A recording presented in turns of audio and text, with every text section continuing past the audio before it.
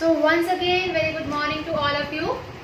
So in the previous topic, we all have revised about the different type of what defects हमने कल पढ़े थे, कल जो हमने लेक्चर दिया था, और उस डिफरेंट टाइप ऑफ डिफेक्ट्स में हमने पढ़ा था प्रेसबायोपिया, मायोपिया, हाइपरमेट्रोपिया, कैसे कोज होते हैं वो, और कोज होने का मेन रीज़न क्या है, किस तरह से उसको करेक्ट किया जाए। तो ये सारी चीज़ें हमने इसके अंदर क्या करी थी, पढ़ी थी। तो कल हमने ये सारे डिफेक्ट्स पढ़े थे। आफ्टर द डिफेक्ट्स आज जो हमारा मेन टॉपिक रहेगा that is the refraction of light through a prism. Prism से कैसे लाइट रिफ्रैक्ट करती है हमने उसके बारे में पढ़ना है। आफ्टर दैट डिस्पर्जन क्या होता है, डिस्पर्जन के बारे में हम पढ़ेंगे। डिस्पर्जन के बाद हम एक एक्सपेरिमेंट देखेंगे जिसमें न्यूटन ने क्या करा है, सर आइजैक न्यूटन ने लाइट के बारे में कुछ वो दिया है। प्रिज्म, जब हम दो प्रिज्म्स को इन्वर्टेड रखते हैं तब क्या होगा उसके बारे में हम स्टडी करेंगे, और साथ में इन सभी के बारे में angle of deviation, angle of prism क्या होते हैं उन सभी के बारे में पढ़ेंगे। तो let's see the next topic. The topic is refraction of light through a glass prism, through a glass prism। ठीक है बेटा, ग्लास प्रिज्म के थ्रू हमने क्या निकालना है, रिफ्रैक्शन ऑफ लाइट वो करनी है, फाइंड आउट करनी है। और इसके अंदर देखिए लास्ट टाइम बोर्ड के एग्जाम में इससे एक क्वेश्चन आया था 5 मार्क्स का, और वो 5 मार्क्स का क्वेश्चन क्या था, इट्स वेरी इजी कि define angle of prism, define angle of minimum deviation and draw the ray diagram of a refraction of light through a prism and specify the name of all the rays, all the angle through that refraction। ठीक है, तो ये सारी चीजें 5 marks में आई थी and it is quite easy. जब आप पढ़ेंगे तो आपको खुद लगेगा कि वाकई में बहुत इजी है। ओके नाउ सी, अब हमने क्या करना है बेटा, रिफ्रैक्शन करना है लाइट का ग्लास प्रिज्म से। ओके, अब ग्लास प्रिज्म आप में से किसी ने देखा था ग्लास प्रिज्म, लैब्स में देखा हो? Have you ever seen glass prism? देखा क्या किसी ने? एनीवन? No ma'am. नो। तो have you ever seen your scale? जब आप अपने स्केल को सनलाइट में लेकर जाते हैं तो कई बार वो 7 कलर्स की लाइट शो करता है स्केल। कभी ऐसा देखा है? कुछ स्केल्स में हल्का हल्के कलर्स दिखाई देते हैं हमें, 7 कलर्स। ठीक है, it is nothing but the dispersion of light. ये कुछ नहीं है, ऐसे ही नहीं है, बल्कि ये क्या है बेटा, dispersion of light take place जो करता है, it is that only. Dispersion of light को ही क्या बोलते हैं हम, ये कलर्स का नाम देते हैं। तो देखिए अब हम पढ़ते हैं प्रिज्म के बारे में। प्रिज्म जो होता है उसका देखिए फ्रंट जो फेस होता है वो ट्रायंगुलर होता है। कभी आप देखना प्रिज्म को, इसके अंदर ट्रायंगल शेप होते हैं, लेकिन कुछ रेक्टेंगुलर फेसेस भी होते हैं। 3 रेक्टेंगुलर फेसेस होते हैं और 2 ट्रायंगुलर फेसेस होते हैं इसके अंदर। तो प्रिज्म बेसिकली एक ग्लास का बना होता है, ग्लास प्रिज्म बोलते हैं, और उसके अंदर से लाइट जब पास करती है तो उसको क्या बोलते हैं, रिफ्रैक्शन बोलते हैं। क्या बोलते हैं बेटा, रिफ्रैक्शन। ठीक है, अब क्या हुआ, ये प्रिज्म का रेक्टेंगुलर फेस है, उस रेक्टेंगुलर फेस से आपने क्या करवाया, एक लाइट को टॉर्च कर दिया, लाइट को इंसिडेंट करवा दिया। ठीक है, क्या कर कह रही क्लास सुनना, लाइट को हमने क्या करवा दिया, इसके ऊपर इंसिडेंट करवा दिया। अब इंसिडेंट करवाया तो इस रे का नाम क्या हो गया बेटा, what is that ray called? Anyone of you? Incident ray. Incident ray, very good, very good. अब प्रिज्म के बाहर वाला जो मीडियम है वो कैसा है, it is a rare medium. Air है ना बाहर, तो ये कैसा मीडियम हो गया, रेयर। ठीक है, प्रिज्म के अंदर कैसा हो जाएगा, डेंसर। ठीक है, और प्रिज्म के बाहर कैसा हो जाएगा, अगेन रेयर। रेयर, बिल्कुल, वेरी गुड। ठीक है, 3 मीडियम्स हो गए हमारे पास, रेयर, डेंसर, अगेन रेयर, ठीक है। अब हमें ये भी पता है कि जब लाइट रे रेयर से डेंसर मीडियम में जाती है तो क्या होता है, it is bending towards the normal और away from the normal. Refraction of light में किया था हम लोगों ने, क्या करता है बेटा ये? Ma'am toward the normal. Yes, अगर हम ये नॉर्मल ड्रॉ कर रहे अवे हैं, फ्रॉम नॉर्मल। देखिए वेरी गुड, देखिए अगर लाइट रे रेयर से डेंसर मीडियम में जाती है then it will bend towards the normal, normal की तरफ बेंड कर जाती है। कहाँ बेंड कर जाती है बेटा? नॉर्मल की तरफ। तो अब ये इंसिडेंट रे इस नॉर्मल के साथ बना, तो इससे क्या एंगल बना दिया? एंगल ऑफ इंसिडेंस बना दिया। क्या बना दिया बेटा? Angle of incidence. यहाँ से रिफ्रैक्ट हुआ तो ये एंगल क्या बन गया आपके पास? एंगल ऑफ रिफ्रैक्शन, ठीक है। उसके बाद अगेन यहाँ पे आप क्या ड्रॉ करेंगे? नॉर्मल ड्रॉ करेंगे, दिस इज नॉर्मल लाइन। अब डेंसर से रेयरर में जा रही है तो वो क्या करेगी? नॉर्मल से अवे पास आउट होगी। कहाँ पास आउट हो जाएगी बेटा? Away from the normal. जब वो अवे फ्रॉम द नॉर्मल जाएगी तो ये जो एंगल है नॉर्मल और इस एंगल के बीच का जो एंगल होगा that is known as emergent angle. इस एंगल को क्या बोलेंगे बेटा? हम एमर्जेंट एंगल बोलेंगे। क्या बोलेंगे? What is this angle? Emergent angle. Emergent. Emergent क्यों बोला? बिकॉज ये लाइट एमर्ज आउट होगी, बाहर निकल गई, ठीक है। और ये जो एंगल है this is also known as your refraction angle. ये भी एंगल क्या है? रिफ्रैक्शन ही तो है, लेकिन इस सरफेस के लिए किसका काम करेगा? वो इंसिडेंस का काम करेगा। इस सरफेस के लिए किसका काम करेगा बेटा? वो इंसिडेंस का। मैं दोबारा से बता रही हूँ, लाइट रे गई, इस फेस पे स्ट्राइक करी, इस फेस पे जब स्ट्राइक करेगी तो रेयर से डेंसर मीडियम में जब लाइट रे जाएंगी तो वो क्या कर जाएंगी? Bends towards the normal. उसके बाद रिफ्लेक्ट कर गई, इस फेस के लिए ये रे किसका काम करेगी? इंसिडेंट का काम करेगी, लेकिन वो है कैसी? रिफ्रैक्टेड ही रे है, इसलिए हम एंगल क्या बना देंगे? एंगल आर बना देंगे उसको। उसके बाद जब ये रे बाहर जाएगी डेंसर से रेयर तो ये अवे फ्रॉम द नॉर्मल चली जाएगी and this angle is known as your angle of emergent. क्या बोलते हैं इसको? Angle of emergent. अब आप क्या करेंगे? इस रे को आगे की तरफ एक्सटेंड करेंगे। ये देखिए, इसको मैंने आगे की तरफ एक्सटेंड किया, एमर्जेंट रे को पीछे की तरफ एक्सटेंड किया। ये रे दोनों कहाँ मीट करेगी? इस पॉइंट पे मीट करेगी। जहां पर ये रे मीट करेंगी ना, उस जो एंगल बनाएगी बाहर की तरफ, उस एंगल को क्या बोलते हैं? That is known as angle of deviation. क्या बोलते हैं बेटा उसको? हम एंगल ऑफ डेविएशन। क्या नाम देते हैं उसको?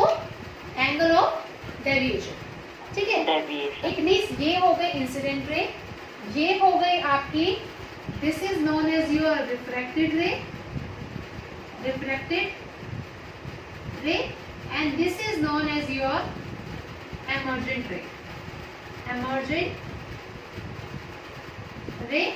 This angle is known as your angle of emergent, या एमर्जेंस में लिख सकते हो। This angle is known as your angle of incidence. Okay, तो ये सारी चीजें क्या है बेटा आपके पास? ये कुछ एंगल्स बना रही हैं जो कि क्या कह रही है हमें? कि हमें डिफरेंट उसके बारे में बता रही है कि लाइट रे कैसे जाएगी और कैसे फॉल करेगी। तो क्वेश्चन इसी तरह से आता है, आपको ये डायग्राम बनाना होगा, इन सभी को नाम देना होगा। जैसे इसमें नाम दे दिया हमने ए, बी, सी और डी, तो यहाँ लिखेंगे आप ए बी क्या है? A B is known as your incident ray. B C क्या है? B C is known as your refracted ray. C D क्या है? C D is known as your emergent ray. Emergent ray. Angle I is known as your angle of incidence. Angle R is known as your angle of reflection.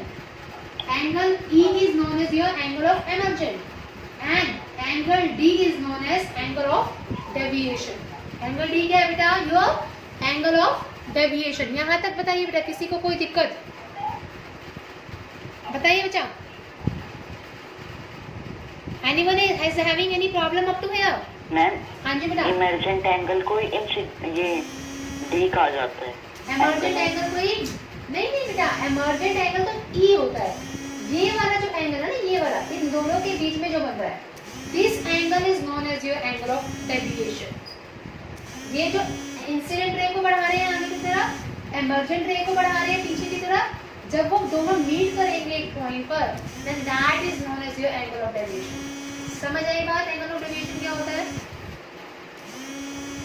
Ma'am then what is angle R? Angle R is known as your angle of refraction. ये angle of refraction basically यहाँ पे भी angle are ही आना चाहिए था, लेकिन are के बजाय हम उसको ई क्यों लिख रहे हैं? बिकॉज ये लाइट रे यहाँ से बाहर निकल कर जा चुकी है, एमर्ज आउट हो चुकी है, that's why it is known as emergent angle. Otherwise बोलना तो इसको भी एंगल ऑफ रिफ्रैक्शन चाहिए था, बिकॉज ये रिफ्रैक्ट कर रही है बाहर निकल कर, लेकिन ये लाइट ऑलरेडी बाहर निकल के जा चुकी है, वापस नहीं आएगी, that's why it is known as angle of emergent. बताइए any problem up to here बेटा? No ma'am. तो यहाँ से डिफाइन कैसे करोगे आप एंगल ऑफ डेविएशन को? द एमर्जेंट रे, ये जो एमर्जेंट रे है आपकी, एमर्जेंट रे इज डेविएटेड, यानी कि वो डेविएट कर गई एक एंगल पर, डेविएटेड बाय एन एंगल, किसी एंगल पर, to the incident ray, incident ray के ऊपर, उसको क्या बोलेंगे? एंगल ऑफ डेविएशन बोलेंगे। The emergent ray is deviated by an angle to the incident ray, this angle is known as angle of deviation. बताइए यहाँ तक किसी को कोई प्रॉब्लम? No ma'am. पक्का? ठीक है। अब एक चीज और आती है छोटी सी, व्हाट, तो अगर मैं इसका नाम P Q R दे रही हूँ एंड दिस एंगल या दिस एंगल या this angle, these are known as angle A। क्या बोल रही हूँ? Angle A। Why it is called angle A? Angle A जो होता है बेटा, angle A is known as angle of prism। क्या बोलते हैं एंगल A को? एंगल ऑफ प्रिज्म बोलते हैं। क्या बोलते हैं? Angle of prism. और एंगल ऑफ प्रिज्म होता क्या है? एंगल ऑफ प्रिज्म को डिफाइन करते हैं the angle between the two lateral surfaces. जब प्रिज्म के दो सरफेस आपस में कंबाइन हो जाएंगे, दो लेटरल सरफेस, अलग अलग सरफेस आपस में कंबाइन होंगे, और वो उसके बीच का जो ये एंगल बनेगा, जो एंगल बनाएंगे, that angle is known as your angle of prism. क्या बोलेंगे उसको बेटा हम? एंगल ऑफ प्रिज्म बोलेंगे। बताइए यहाँ तक कोई problem? Angle of prism, angle of prism होता है दो लेटरल सरफेसेस के बीच के एंगल को क्या बोलते हैं? Angle of prism. Angle of deviation होता है जब एमर्जेंट रे को एक्सटेंड करते हैं, डेविएट करते हैं किसी पर्टिकुलर एंगल से इंसिडेंट रे के डायरेक्शन में, उस एंगल को बोलते हैं angle of deviation. Angle of prism क्या होता है? The angle between the two lateral surfaces, दो लेटरल सरफेसेस के बीच के एंगल को क्या बोला जाता है? एंगल ऑफ प्रिज्म बोला जाता है। बताइए यहाँ तक किसी को कोई problem? Then I will move further. बताइए बेटा, anyone is having any problem? बोलिए बच्चा। यस बच्चा। तो ये तो था बेटा आपका रिफ्रैक्शन के ऊपर based. Now come back to the next part, that is the dispersion of white light. अब आप सभी ने रेनबो देखा है?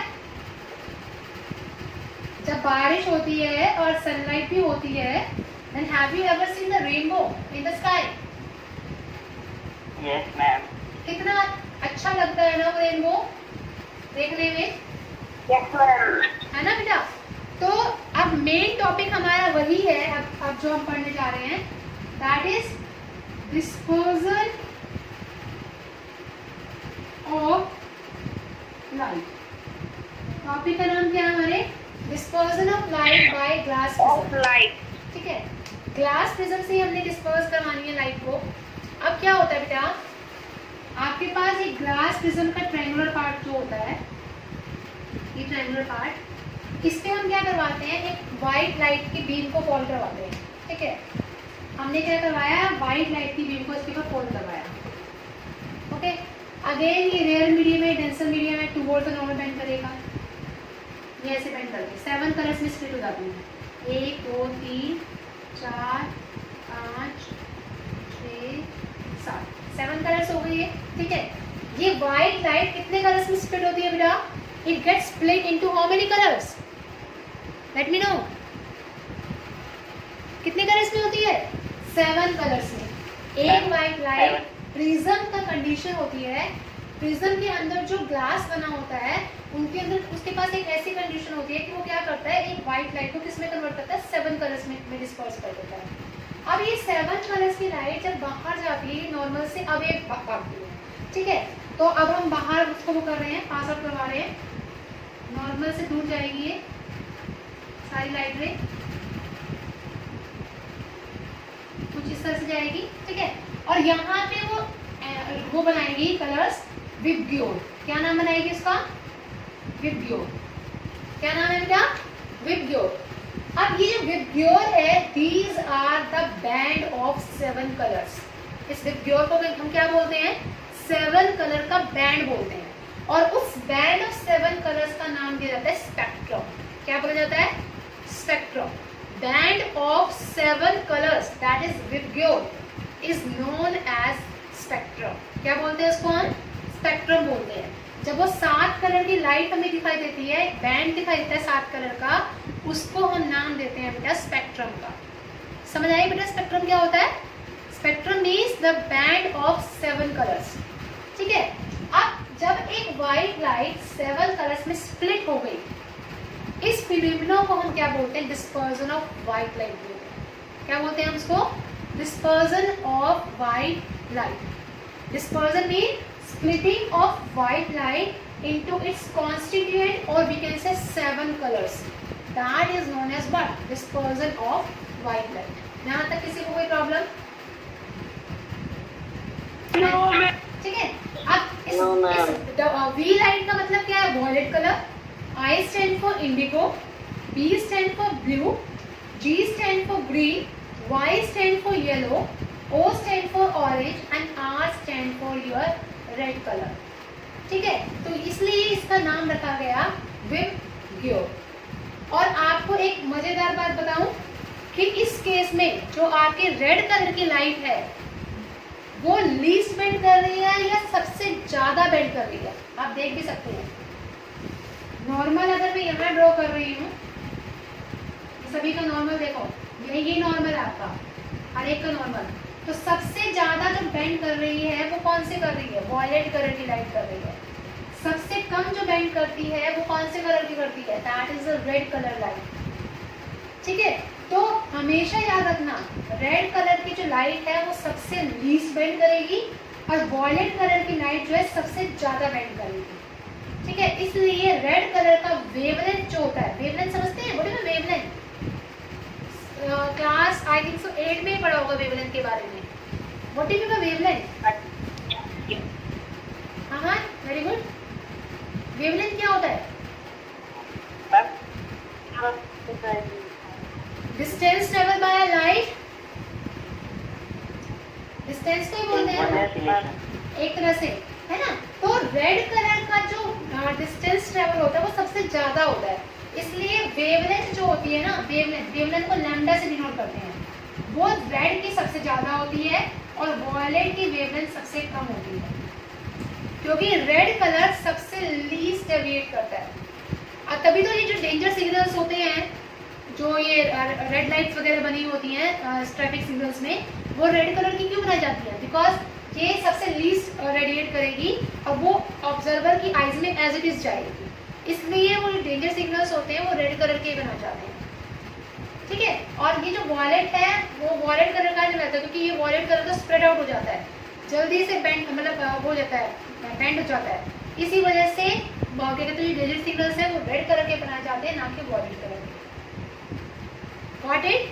आपने कभी देखा हो तो जब हम जीटी रोड वगैरह के साइड जाते हैं रात के टाइम में, तो वहाँ पर कुछ एरोस बनी होती है रेड कलर से, जो रात को चमकती हैं। देखा है कभी? एरोस बनी होती है जब आप जीटी रोड पे जाते हैं, तो वो रेड कलर की एरोस बनी होती हैं और वो क्या कहते हैं, ग्लो करती हैं, ताकि जो ऑब्जर्वर है जो वहाँ से जा रहे हैं, उनको वो क्या कहते हैं, रेड कलर की लाइट प्रॉपर्ली दिखाई दे। वो रेड कलर की ही क्यों बनाते हैं?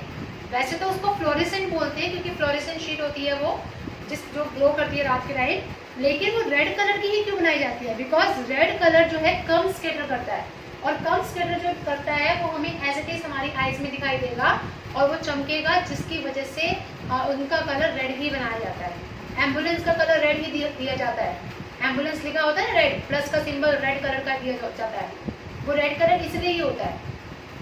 आ रही है बात समझ में सभी को? अभी अंडरस्टैंड? इसके बाद जो नेक्स्ट पार्ट आता है आपका recombination of spectrum of white light. उस रिकम्बिनेशन के केस में क्या आता है, न्यूटन जो साइंटिस्ट थे उन्होंने क्या करा, दो प्रिज्म को रिकम्बाइन कर दिया। ठीक है, एक प्रिज्म से तो हमने देखा कि व्हाइट लाइट जो है वो 7 कलर में स्प्लिट हो रही है, लेकिन दूसरे ही पल में उन्होंने क्या किया, एक और प्रिज्म रख दिया। जैसे ये एक प्रिज्म रखा, यहाँ पे उन्होंने एक और प्रिज्म रख दिया, इन्वर्टेड प्रिज्म। उन्होंने क्या देखा कि जब व्हाइट लाइट को इस प्रिज्म के ऊपर स्ट्राइक करवाया गया तो वो 7 कलर्स में स्प्लिट हो गई। विड्योर में ऑब्वियसली बात है ये जाएगी इस तरह से, ठीक है, 7 कलर में। अब उन्होंने इन्वर्टेड प्रिज्म को रख दिया जिसमें से वो लाइट रे गई तो सही, क्या बोल रही हूँ, वाइट लाइट वो 7 कलर की लाइट रे गई तो सही, लेकिन वो क्या हो गई, अगेन मर्ज हो गई, एक व्हाइट लाइट में बाहर दिखाई दी। Can you imagine this thing? अब आपने एक एक्सपेरिमेंट करेंगे, एक घर में न्यूटन डिस्क बनाएंगे, ठीक है, न्यूटन डिस्क बना के देखना, उसके अंदर 7 डिफरेंट कलर्स को डालना और उस न्यूटन डिस्क को आप रोटेट करके देखना। जब आप रोटेट करेंगे वो 7 कलर आपको दिखाई नहीं देंगे, वो एक ही कलर में दिखाई देगा। वो न्यूटन डिस्क है, you can search it out and you can just make a model for that Newton disc, ठीक है। तो जब व्हाइट लाइट को पास करवाया गया ग्लास प्रिज्म से, वो स्प्लिट हो गई 7 कलर्स में, और जैसे ही हमने एक इन्वर्टेड ग्लास प्रिज्म रखा उसके सामने, वो रिकम्बाइन होके एक व्हाइट लाइट में कन्वर्ट हो गई। तो ये जो एक्सपेरिमेंट दिखाया गया था, that is shown by the scientist sir Isaac Newton, उन्होंने शो किया था। तो ये बहुत ही मज़ेदार एक्सपेरिमेंट था। तो अगर हो सके, टाइम मिले तो कभी आप प्लीज़ इसको करके देखिएगा, ठीक है बेटा। So this is all about our today's part. आप इसको प्लीज करके देखिए, न्यूटन डिस्क बना के देखिए, आपको खुद ही बहुत इंटरेस्टिंग लगेगा न्यूटन डिस्क का, क्योंकि न्यूटन डिस्क एक ऐसा डिस्क है जो कि आपके 7 कलर्स को व्हाइट लाइट में कन्वर्ट कर सकता है। और ट्राई करके प्लीज़ हमें कमेंट बॉक्स में लिखिएगा ज़रूर कि आपको मज़ा आया या नहीं आया तो बनाने में। और साथ में थैंक यू सो मच जिन्होंने भी हमें सब्सक्राइब किया, हमें लाइक किया और हमारी वीडियोस को शेयर किया, क्योंकि आप लोगों की वजह से ही we are growing every day, we are motivated from you people only. And इसी के साथ I am very much thankful to you all the subscribers. और आप लोगों के जो मैसेजेस आते हैं वो बहुत ही ज़्यादा हार्ट टचिंग होते हैं, एंड इट फील्स कि हाँ that we are here for your help. And thank you so much. इसी तरह से आप मैसेज करते रहिए, कमेंट्स भेजते रहिए, लाइक करते रहिए, सब्सक्राइब करते रहिए, और आपकी दुआओं से we can grow one day. इसी के साथ